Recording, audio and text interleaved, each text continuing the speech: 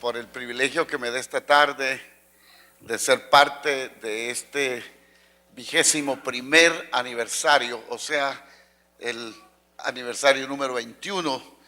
Aquí en este país, el número 21 es ingresar a la ciudadanía oficial, la mayoría de edad. Entonces esta iglesia ha ingresado a la mayoría de edad. Es una iglesia ya no que está adolescente ni joven, sino es una iglesia ya estable, madura y ciudadana del reino de Dios. Gloria a Dios. Pastores, muchas gracias. Pastor Harry Valdés y Margaret, thank you very much. Muchísimas gracias por hacernos parte con mi esposa Maribel y de saludarles y disfrutar de esta alegría. Estamos alegres, estamos celebrando. Qué danzas más lindas, qué cantos de mis hermanos especiales, que Dios los bendiga. Esa guitarra que ya casi habla, ¿verdad? Y ese saxo que nos eleva hasta el cielo. Chisín, qué lindo verte. Luis Pineda, lo conocí desde que nació, creo yo. Y la familia pastoral, Hugo y familia, qué lindo. Gracias por ese ministerio. Hermano, si nosotros no damos, alguien nos lo quita. Lo que usted está guardando para su vejez, si no lo ocupa ahora, sus yernos, sus nueras lo van a gastar. Gloria a Jesús, es mejor darlo, ¿verdad? Porque cuando uno ama, hermanos, el amor es dar para el Señor. Yo bendigo el nombre del Señor por esta iglesia y es un honor para mí traerles la palabra. Siempre que vengo aquí me siento un poquito como con orgullo santo, porque las instalaciones que ustedes tienen, uno parece que fuera una iglesia de estas grandes americanas, y cuando uno lee en español dice, hay algunas iglesias nuestras, iglesias de Dios Pentecostés, iglesias que ponen en alto el nombre de Cristo y que no están allá donde la última casita de la colonia, o allá en la montaña, o allá donde ni carros llegan, y alguien dijo allá en la selva donde ni el diablo llega, dice. Pero ustedes están aquí en la ciudad y Dios los bendigo por eso.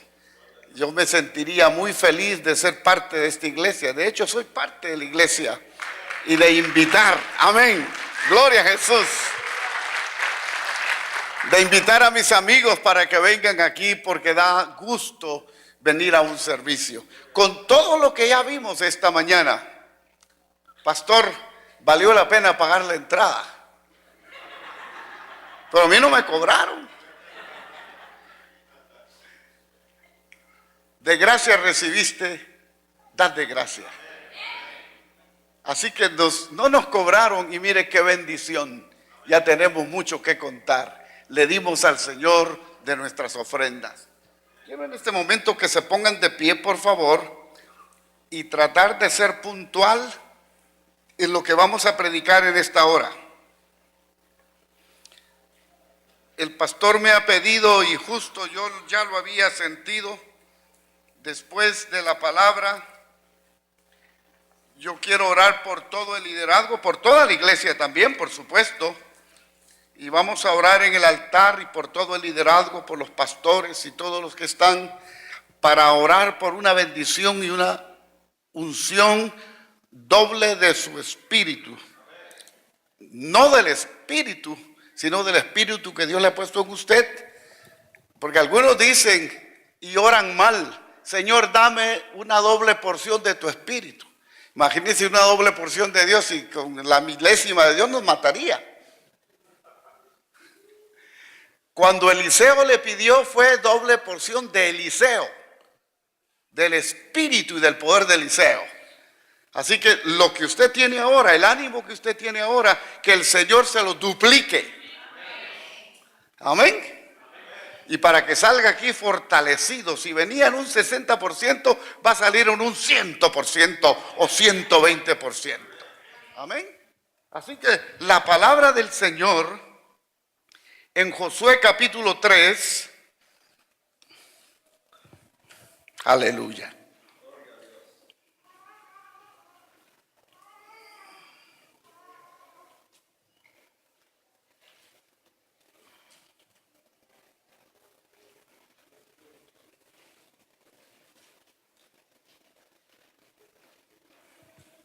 Josué capítulo 3, vamos a leer del versículo 1 al versículo 6 y luego del versículo 13 hasta el fin. Josué capítulo 3.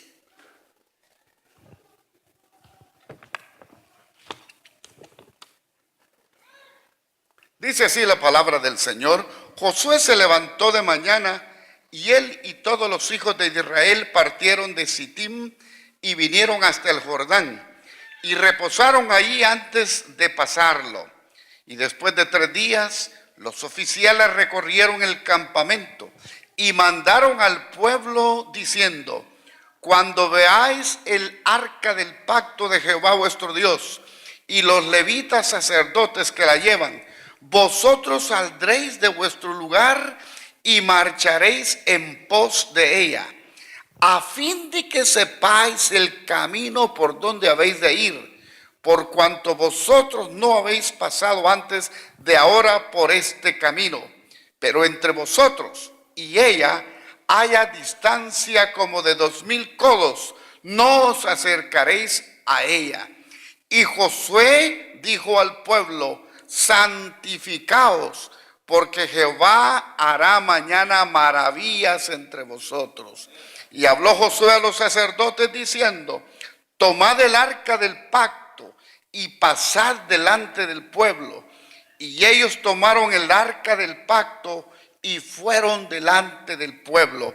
Vayamos hasta el versículo 13. Y cuando las plantas de los pies de los sacerdotes que llevan el arca de Jehová, Señor de toda la tierra, se asienten en las aguas del Jordán, las aguas del Jordán se dividirán, porque las aguas que vienen de arriba se detendrán en un montón.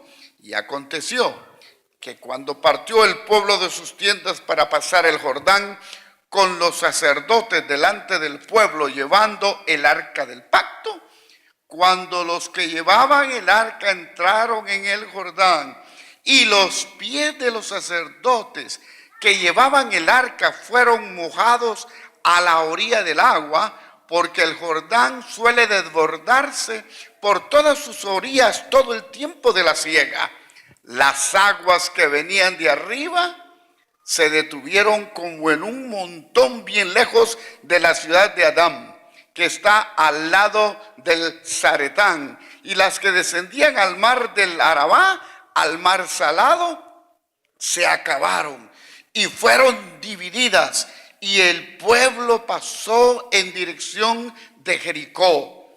Mas los sacerdotes que llevaban el arca del pacto de Jehová estuvieron en seco, firmes en medio del Jordán, hasta que todo el pueblo hubo acabado de pasar el Jordán y todo Israel pasó en seco. Te damos gracias, Padre. Te adoramos y te glorificamos por escuchar tu palabra. Tu palabra nos invita a tener fe, a seguir el arca del pacto, a seguir a los sacerdotes, a seguir, Señor, en la visión y a obedecer tus mandamientos. Te bendecimos porque en esta hora, Señor, nosotros hablaremos, Señor, y tú me ayudarás porque eres bueno, para que tu pueblo sea edificado en esta fiesta tan preciosa y solemne. En el nombre de Jesús, amén y amén. Por favor, siéntense, hermanos. Aleluya. Dígale a su vecino: yo estoy alegre. Y dígale a su vecino: yo estoy alegre.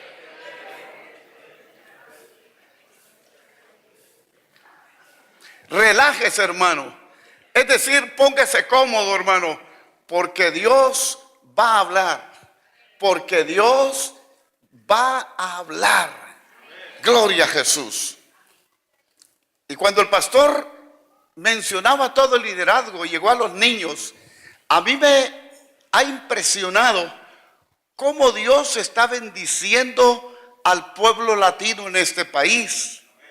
Porque los niños vienen creciendo, oyendo la palabra de Dios, y ellos no son el futuro, ellos son el presente y el futuro. Si hay una iglesia que no tiene niños, no tiene ni presente ni futuro. De tal manera que la iglesia Templo de la Trinidad tiene un gran futuro al tener muchos niños. Que Dios bendiga a los maestros, que Dios bendiga a los pastores, para dar testimonio que tenemos un Dios de milagros. Fíjese que hoy vamos a hablar de un milagro. Y un milagro puede suceder en ti esta mañana, esta tarde. Y un milagro puede suceder en ti cualquiera de estos días. Y esto no es un asunto de aquella suerte de los chinos, que cuando usted abre la galleta, le dice: prepárate porque te viene una bendición. A propósito, pastor, hay gente que depende, muchas veces somos muy dados a la idolatría y a la suerte. Y algunos hermanos hoy en día están buscando un rema, le llaman. Es decir, un mensaje de Dios, que Dios me hable, hermano, deme un rema. Dios no está para complacer los gustos y los antojos y los caprichos de nosotros. Dios habla cuando Él quiere y su palabra es eterna. Y si tú crees en esta palabra, ya eres bendecido.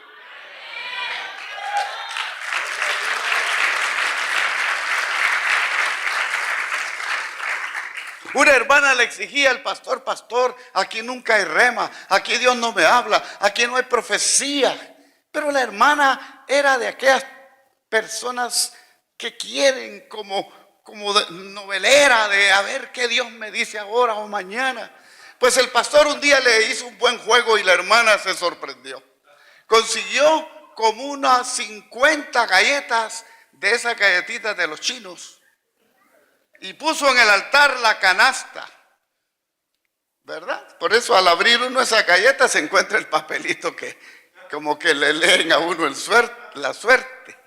Y entonces dijo el pastor: todos los que quieran un mensaje de a ver qué le trae la suerte, pero esto no es de Dios, dijo el pastor, en esa canasta hay.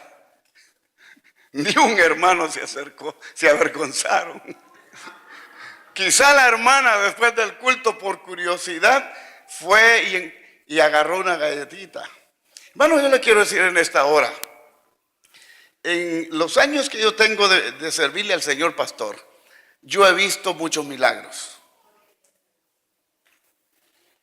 ¿Cuántos de ustedes, porque de eso voy a hablar, han visto, aunque sea un milagro en su vida que Dios ha hecho? Ahora, el mensaje de esta hora es: si queremos ver milagros, si todavía nosotros creemos en lo que dice Hebreos 13:8, Jesucristo es el mismo ayer, hoy y por todos los siglos. Jesús puede hacer los mismos milagros que hizo hace 2000 años. Pero la pregunta es: ¿qué es un milagro? Un milagro es el hecho o acto de algo que sucede fuera de los límites de las leyes físicas, tales como tiempo, espacio, recurso y procedimientos naturales. En un milagro no hay intervención humana. El humano se vuelve un canal y un recipiente y también un testigo de las maravillas y portentos de Dios. Por ejemplo, orar para que llueva y llueve es un milagro. Orar por una sanidad inmediata. Yo he visto sanidades inmediatas. Yo he visto cáncer, que el Señor lo sana, cáncer terminal, inmediatamente o en un par de semanas. Tuve la oportunidad, pastor, solamente una oportunidad en mi vida, de ver a un infante resucitar. Yo me quedé sorprendido, pero fue la mano del Señor. El niño tenía 6 meses y en un momento, porque los niños rapidito se decaen y rapidito se levantan, pero este niño decayó.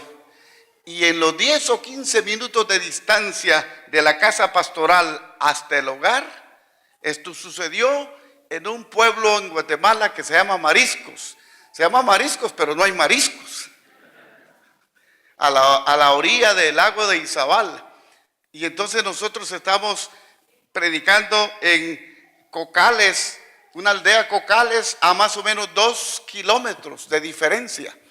Y después del servicio de predicar, nos sirvieron la cena tipo 10 de la noche, 10:30 de la noche, cansados en aquel calor tropical. Cuando viene una persona angustiada, predicadores, se está muriendo un bebé en el pueblo. Dejamos la comida ahí, hermanos, nos prestaron bicicletas y en bicicleta nos vamos a esa hora. Y cuando llegamos, la madre y todo ya estaba llorando. Me tocó el corazón y dije, Señor, ¿qué podemos hacer aquí? A veces ya no dan ni ganas de orar. Uno se desanima, pero yo he encontrado algo, pastor, que no es el esfuerzo humano, no es el ambiente ni la fe de uno ni de otro, porque a Dios nadie lo manipula. Por eso cuando nos muramos nosotros, nunca vayan a decir, le faltó fe al pastor. ¿Cómo que fe? Si nos tenemos que morir. Tenemos que morir un día. Eliseo hizo tantos milagros y dice la Biblia que se enfermó de la enfermedad que padecía. Y murió. Gracias a Dios que el Señor nos recibe en gloria. Y si no, pues nosotros estaríamos aquí viviendo como Matusalén que hace 1000 años. Pero no es el caso. Alguien dice, ¿de quién es el milagro? La fe. ¿Del sujeto o del que está orando por este? Ni del evangelista es la fe, ni del otro, sino es de la misericordia y por la bondad de Dios. Dele un aplauso al Señor.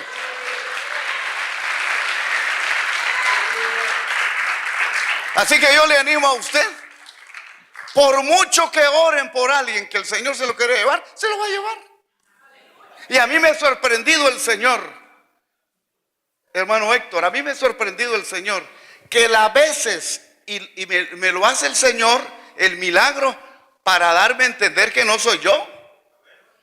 El milagro no viene de nosotros, ni de las ungidas, si no le derramaríamos un tonelo, 20 galones de aceite. No es el aceite, es la gracia de Dios. Las veces que yo he orado con más fervor, se muere la gente. Y las veces que yo he orado, cuando casi yo mismo digo, este pobre se va a morir, cuando Dios sana. Y ese día, hermanos, yo flaqueé. Le dije, Señor, por educación, por cortesía, por gentileza, voy a orar, pero esta criatura ya está contigo, solo que tú hagas un milagro. Y hermanos, después de 5 o 10 minutos de estar orando, el niño estornudó, empezó en calor y lloró. Y la madre ya no lloraba de tristeza, sino de alegría.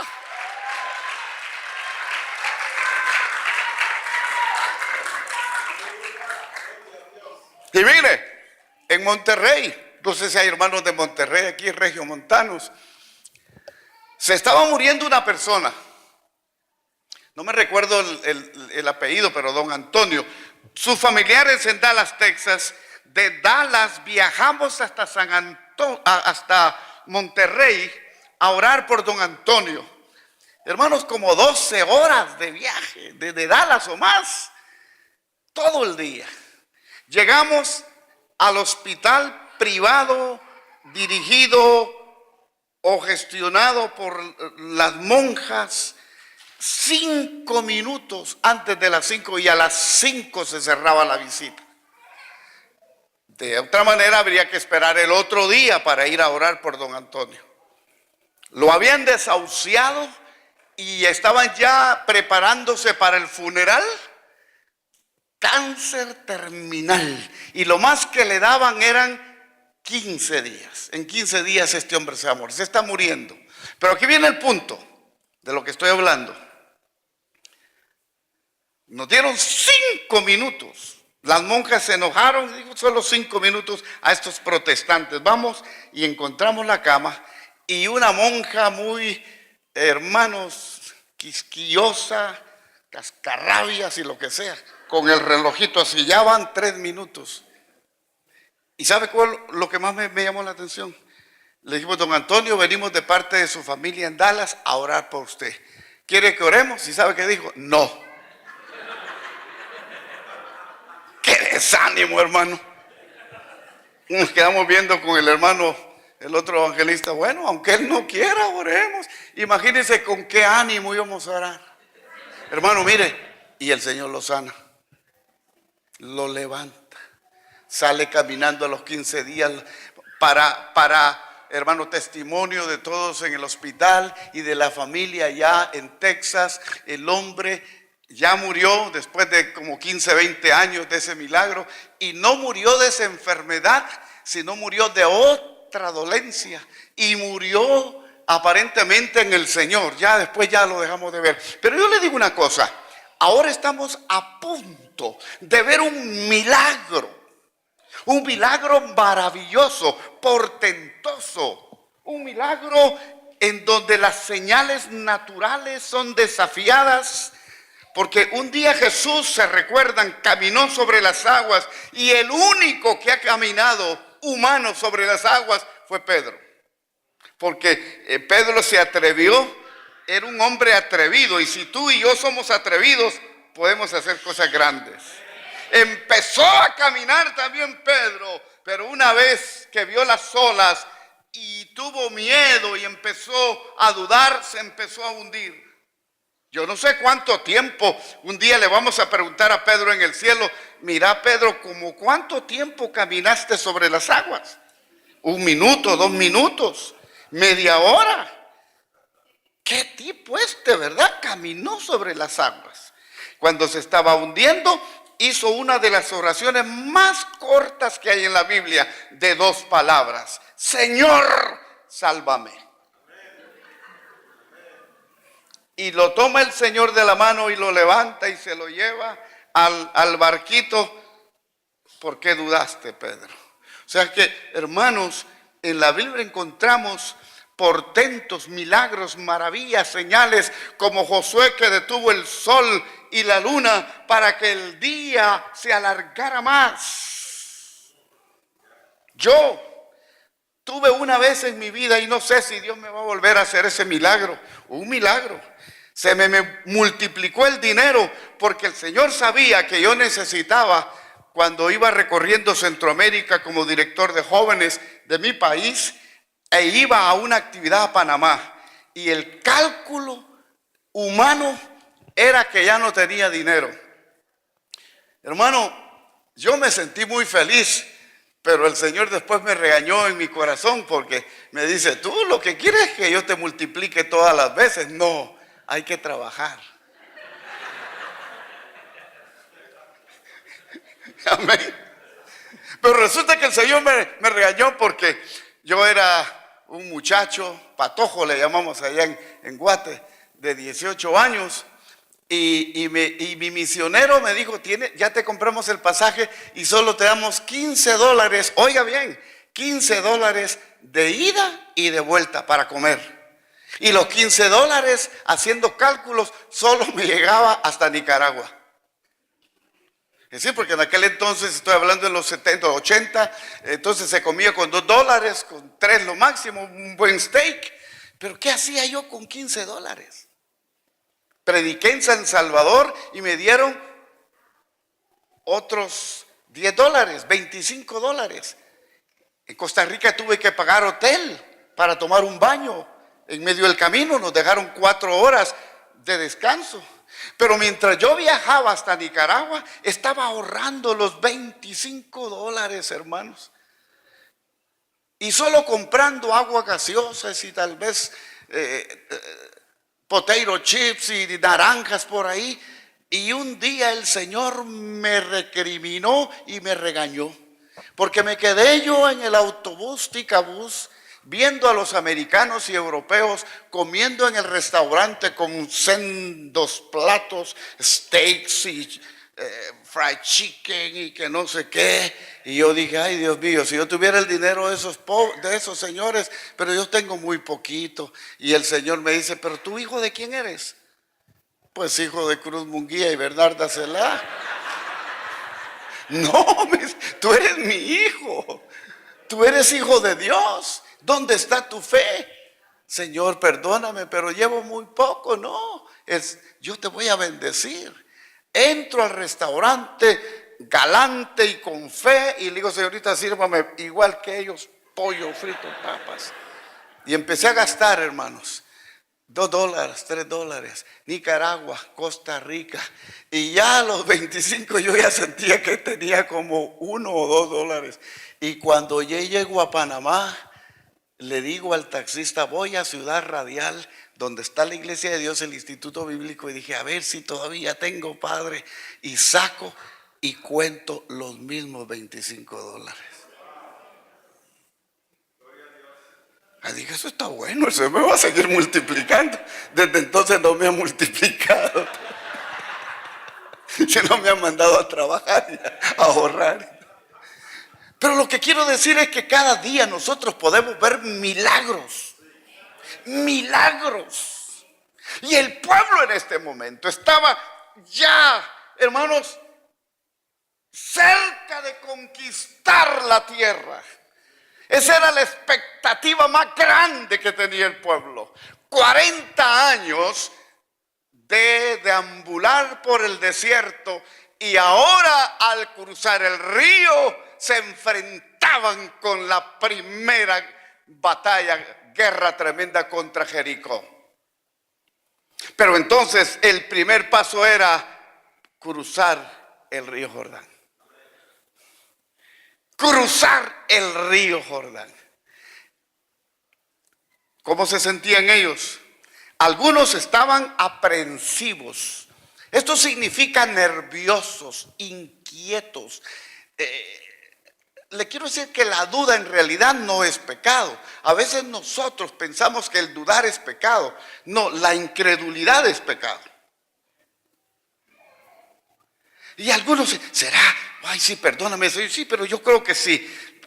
Que prevalezca la fe y eche fuera la duda y la incredulidad. Pero a veces nos encontramos en una situación de 2 vías. Y decimos, ¿cuál? Guíame, Señor, ayúdame, Señor. Y el problema es que mucha gente, hasta en la iglesia, tienen esa mente dividida y viven así. No, mi hermano, tenemos que tener fe, tenemos que confiar en el Señor. Amén. Aunque Tomás, el síndrome de Tomás nos persiga, reprenda la incredulidad, porque él sí fue incrédulo. Y entonces muchos estaban así, otros estaban, hermanos, ambivalentes. No sabían qué hacer. Otros estaban alegres. Vamos a llegar, vamos a conquistar. Y otros estaban con gran expectativa. ¿Cómo te sientes en esta hora tú, hermano? ¿Cómo está tu ánimo en este momento? Dios te ha traído aquí para darte nuevas fuerzas y para, en el nombre de Jesús, afirmar tu fidelidad al Señor. Entonces, en esta historia vamos a ver, por así decirlo, 3 pasos. Yo diría 4 pasos para ver un milagro. El primer paso para ver un milagro es lo que allí dice: seguir la visión, seguir el camino. Los sacerdotes, en este caso nosotros los pastores, llevaban el arca, y el arca del pacto significaba ¿qué, hermanos? La presencia de Dios. Al ver la presencia de Dios, Moisés les dice: sigan a los sacerdotes. Por el camino que ellos vayan, ahí vayan ustedes. Y el pastor en esta mañana expresó parte de su visión. Y esa visión es una cosmovisión de carácter internacional. Que esta iglesia sea conocida, que de aquí salgan mensajes a todo el mundo a través del internet, a través de la tecnología. Hermanos, Dios no los va a bendecir para encerrarse y encuevarse. Dios los va a bendecir para que esa música preciosa profesional, para que la palabra, para que lo que está sucediendo aquí lo oiga la gente hasta allá al otro lado del mundo. Tal vez usted no va a ir nunca a predicar, hermano, a algún país, cualquier país allá en el mundo. Pero cuando tengan los aparatos, cuando tengan las cámaras, cuando tengan todo, el mensaje va a llegar hasta allá y el poder de Dios se va a extender a todo el mundo. Alabado sea el nombre del Señor. Bendito sea el nombre del Señor. Pero también,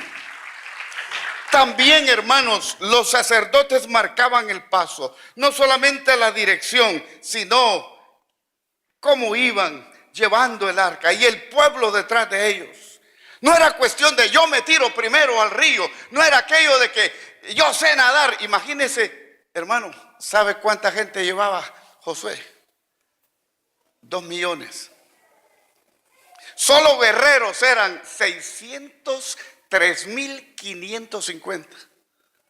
Y ahí lo dice, en números, que iban pasando, los contó de 20 años para arriba. Regularmente, después de 60 ya eran voluntarios los que quisieran ir a la guerra, pero de 20 años a 50 o hasta 60, eran 603,550. Solo ellos, agréguele niños. Nosotros tenemos a veces más niños que jóvenes. Agréguele damas, agréguele ya hermanos más adultos de la tercera edad. O sea, iba una cantidad más o menos de 2 millones.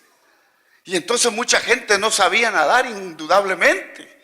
Mucha gente no iba a pasar nadando, sino que le dijo Moisés: sigan a los sacerdotes, ellos llevan el pacto. Y nosotros, como parte de la iglesia, tenemos que seguir al pastor, tenemos que seguir a los líderes, quienes marcan el paso, quienes dicen hacia dónde vamos, porque allí está la bendición de Dios. Aquí no ha venido usted, y ha venido por la voluntad de Dios, pero no ha venido usted a hacer lo que usted quiera. Usted ha venido aquí porque ama esta iglesia y porque sabe que sus sacerdotes, sus ministros,